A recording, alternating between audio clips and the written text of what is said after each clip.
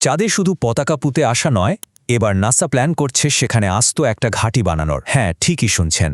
এটা এতটাই বড় একটা পরিকল্পনা যা আমেরিকার পুরো স্পেস প্রোগ্রামের ভবিষ্যৎটাই বদলে দিতে পারে। তো চলুন এই অসাধারণ প্ল্যানটা নিয়ে একটু বিস্তারিতভাবে জানা যাক।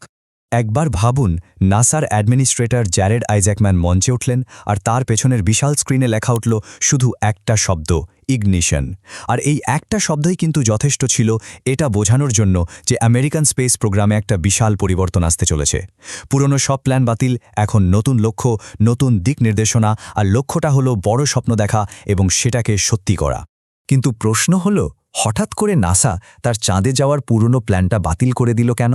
কেন এই নতুন র্যাডিক্যাল পরিকল্পনা? আসলে এর উত্তরটা বেশ জটিল। এর পেছনে আছে বিলিয়ন বিলিয়ন ডলার নষ্ট হওয়ার গল্প, অনেক হারিয়ে যাওয়ার সুযোগ, আর হ্যাঁ, চীনের সাথে এক নতুন মহাকাশ প্রতিযোগিতা।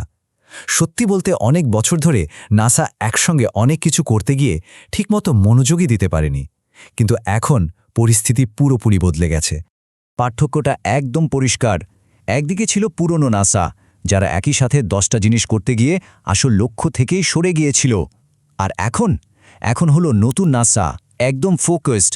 তাদের এখন একটাই লক্ষ্য, চাঁদে স্থায়ী একটা ঘাঁটি তৈরি করা, আর এই নতুন স্পেস রেসে যেভাবে হোক জেতা। তো এই নতুন লক্ষ্যের দিকে প্রথম ধাপটা কি? আর্টেমিস মিশনের যে পুরো শিডিউলটা ছিল সেটাকে আমূল বদলে ফেলা হয়েছে।